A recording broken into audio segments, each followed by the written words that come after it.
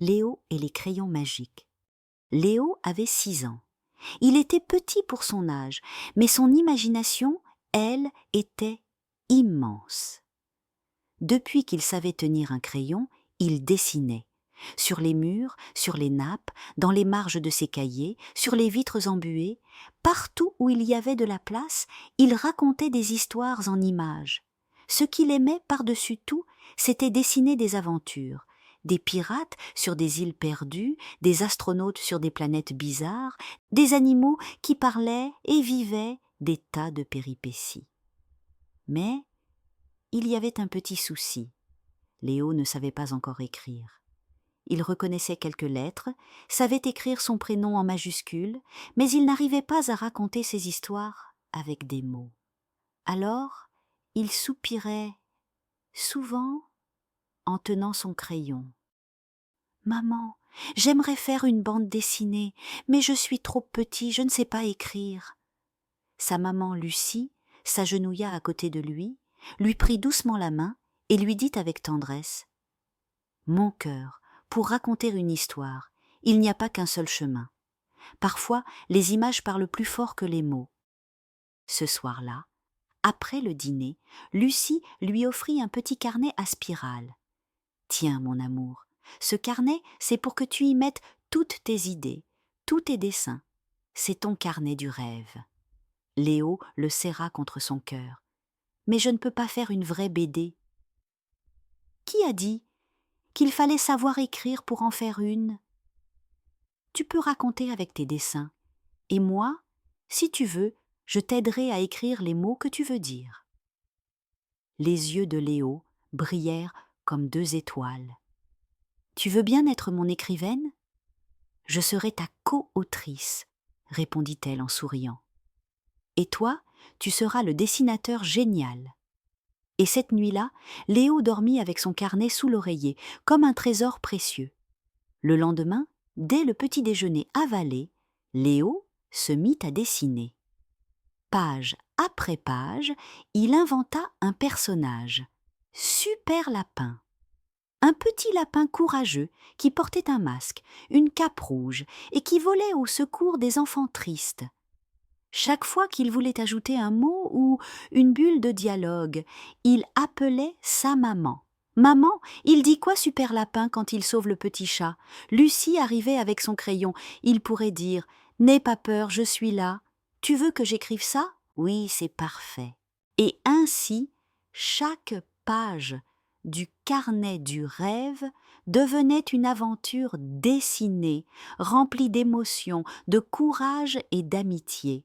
À l'école, Léo montra un jour son carnet à sa maîtresse.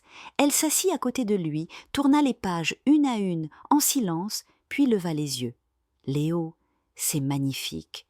Tu racontes si bien avec tes dessins. On sent tout. La peur, la joie, l'amitié. C'est comme du cinéma. » Les autres enfants s'approchèrent. D'abord timides, puis curieux, ils demandèrent « C'est toi qui as fait ça ?»« Oui, » répondit Léo, et maman m'aide pour les mots. Ce jour-là, pour la première fois, Léo sentit que son monde à lui, ses idées, touchaient aussi les autres. Il n'était plus seulement le petit qui dessine tout le temps. Il était un créateur. Mais tout n'était pas toujours simple. Un soir, en essayant de dessiner une scène difficile, Léo se mit à pleurer. « Je n'y arrive pas. Je ne suis pas assez bon. » Lucie le prit dans ses bras. « Tu sais, mon cœur, même les plus grands artistes doutent. Ce n'est pas grave de pleurer. Ce qui compte, c'est de continuer. Le courage, ce n'est pas de ne jamais tomber. C'est de se relever. » Alors, Léo souffla un bon coup, essuya ses larmes, reprit son crayon et continua. Pas parce que c'était facile, mais parce que c'était important pour lui. Un dimanche pluvieux, pendant que Lucie lisait sur le canapé, Léo arriva en courant. « Maman, j'ai eu une idée géniale, et si Super Lapin rencontrait un petit garçon qui dessine comme moi, oh j'adore cette idée, ça serait une rencontre magique. » Et dans les pages suivantes, Léo dessina un petit garçon timide qui découvre qu'il peut voyager dans ses dessins grâce à un crayon magique offert par Super Lapin. « Tu te rends compte ?» dit Lucie. « Tu viens de créer une histoire dans l'histoire. C'est très fort, ça !» Léo rougit de fierté. Il ne savait pas que ce qu'il venait de faire s'appelait de la mise en abîme, mais il sentait que c'était puissant. À la fin de l'année, la maîtresse proposa une exposition pour montrer les talents des élèves. Elle demanda à Léo « Veux-tu exposer ton carnet ?» Au début, Léo eut peur. Et si les parents se moquaient? Et s'ils trouvaient ça bébé? Mais Lucie le regarda droit dans les yeux. « Tu as mis ton cœur dans ce carnet. N'aie pas peur. Les belles choses, c'est fait pour être partagé. » Alors, il accepta. Le jour de l'exposition, les gens s'arrêtaient devant ces pages, émus, attendris, impressionnés. Une maman dit même à sa fille « Regarde comme il a du talent, ce petit garçon, on dirait un vrai auteur. » Et Léo, caché derrière le stand, souriait de tout son cœur. Quelques semaines plus tard, une dame envoya un mail à l'école. Elle était éditrice de livres pour enfants.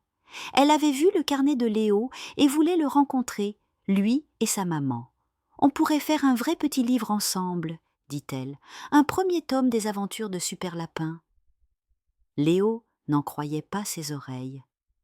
Lucie, émue, serra son fils dans ses bras. « Tu vois, mon cœur, ton rêve n'était pas trop grand. Il fallait juste y croire et travailler avec passion. » Quelques mois plus tard, Léo et Lucie étaient invités à un petit salon du livre. On avait imprimé leur première BD, tout en couleur. Les gens faisaient la queue pour demander une dédicace à Léo. Il dessinait Super Lapin sur chaque exemplaire, parfois maladroitement, mais toujours avec le cœur. Un enfant lui demanda « Comment t'as fait pour créer tout ça si t'étais trop petit pour écrire ?» Et Léo répondit simplement « J'ai dessiné avec mon cœur. Maman a mis les mots. Ensemble, on a fait de la magie. » Les années passèrent. Léo grandit. Il apprit à écrire, à raconter, à inventer seul. Mais il garda toujours, tout au fond de lui, ce carnet du rêve, celui qui avait commencé quand il pensait qu'il était trop petit. Et chaque fois qu'il doutait, il l'ouvrait à la première page, où il avait dessiné un petit lapin masqué qui disait « Tu n'es jamais trop petit pour rêver grand. On n'a pas besoin de tout savoir pour commencer. Il suffit de croire en soi, de s'entourer de ceux qui nous aiment et de ne jamais laisser nos rêves dormir dans un tiroir. Avec de l'amour, de la passion, de l'ambition et du courage, même un simple crayon peut changer le monde. Bonne nuit, mes petits rêveurs.